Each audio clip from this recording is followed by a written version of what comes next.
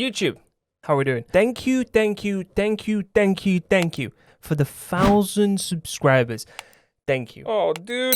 Did I spill water on myself? Damn it. My goal for the end of the year for this community is to hit 1,000 subscribers on this channel, and we've managed to smash it out of the park. We've still got over 3 months left of this year to go, and we've already hit it, which is incredible. So thank you very, very much for you guys not only watching my content, but wanting to stick around to see more. I do appreciate it. Thank you. Do we try and hit another goal before the end of the year?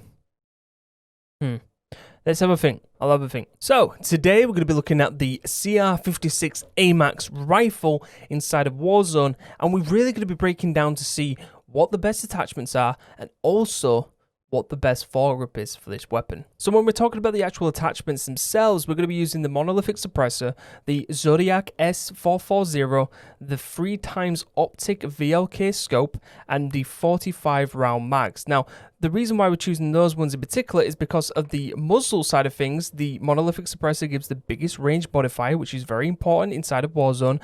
Does give the biggest ADS change at 25 milliseconds, but when we're fighting those medium range battles, it's not too bad, especially when we've got the bullet velocity involved as well of a plus 15%. So that's pretty good. And then we start looking at the barrel side of things. The Zodiac gives the biggest range modifier once again at 32%.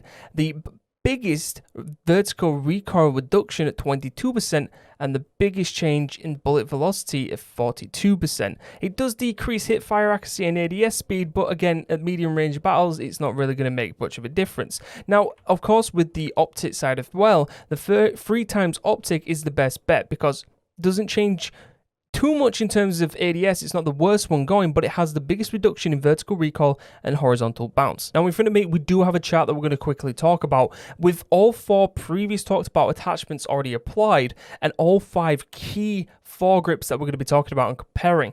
Now the biggest change here is going to be the ADS speed, the vertical recoil, and the horizontal bounce. There's not much change in bullet velocity at all, nor is there much change with like movement speed or sprint to fire time. We're not really bothered about that, as well as range modifier. Now the ADS side of things, the worst one is going to be the operator, and the best one being the commando and the tactical. Whereas the vertical recoil, we see that the first 3, the Merc, Ranger, and the operator, the best ones with the biggest reduction at 49%.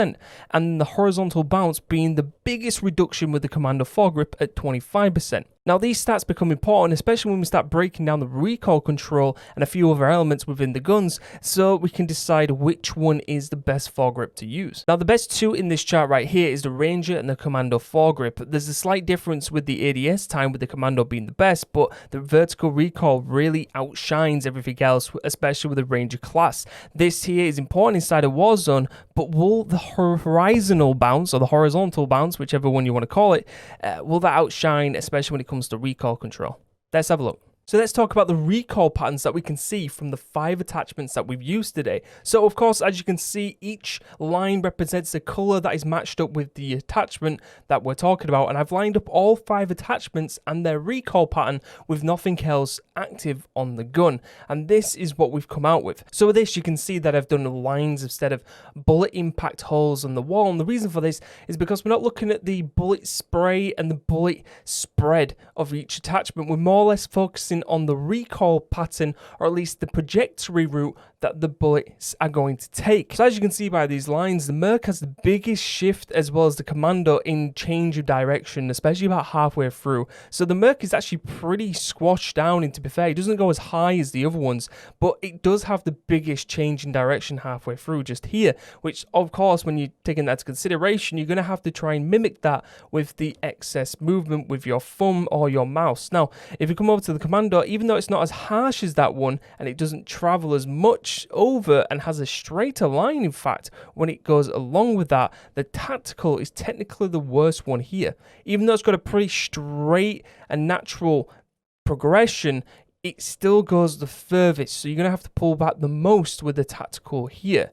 Now, looking at the Ranger and the operator, I would say these 2 are the best, and the reason for it is because it doesn't have the biggest change of direction like the commando, the Merc does, and it's also pretty condensed and squashed down like the Merc is, but not as bad as the Tactical. So with the Ranger, it's fairly decent slope with this, with a change of direction right at the end here, and the Operator generally has a bit of an arc on it. Even though that the Ranger does have an arc, the Operator's actual arc all the way through is essentially like a snake. So you can see it kind of starting off at the bottom, going all the way over to the left and coming back all the way over to the right and up to the top, which shows by me that the one with the least amount of change in direction, the one with the least arc on it, and the one that is technically the most, one of the best squashed ones with these kind of other criteria is the Ranger Foregrip. Now, the last thing I'm going to talk about in this video is the time to kill. Now, all these stats and figures have come from a website called True Game Day, an amazing website that I use to get my statistics from,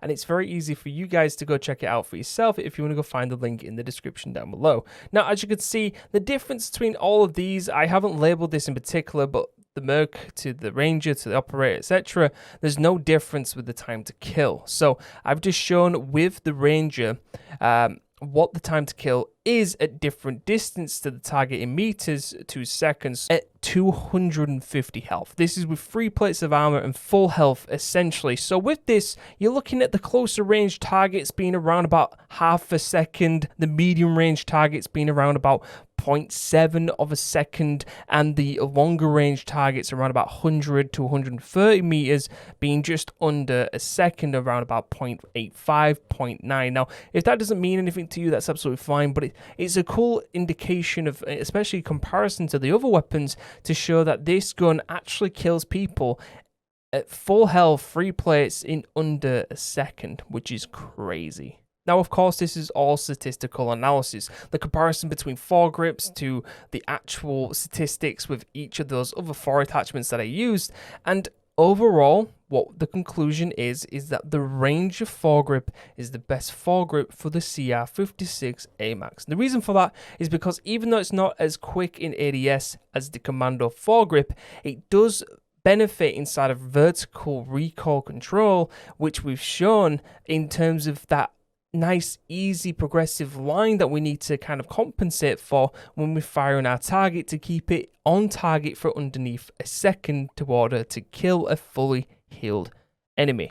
Now, with that in mind, yes, the ADS isn't great. If you are wanting to use this weapon as more of a close range gun, then what you're going to probably wanting to do is use the Commando foregrip, as those close range fights are going to probably benefit from that, having those split milliseconds difference. Now, of course, if you're going to be using a secondary weapon such as the MP5, MP7, R9, or the Origin shotgun, you're not going to be overly bothered about using this gun for the close quarters situations. Instead, you want to be using a Ranger foregrip because the recoil control and its pattern is the easiest one to adapt to. And if you're up against a fully healed, fully plated enemy, pretty much at any range, you're going to be able to kill them in just under 1 second, which I feel like is insane and generally is very powerful for Warzone in itself. So let me know what you guys think about this weapon. Let me know what kind of suggestions that you've got. If you've got a better idea about what you should be using for this gun, leave it in the comment section down below. But overall, thank you very much for staying and sticking around in this YouTube video of Warzone. There'll be way more content surrounding this kind of builds and also future progression with Call of Duty in itself. If you want to stick around for that, hit that subscribe button. Let's see. What could be our next goal be? Let me know in the comments. See you later, guys. All the best.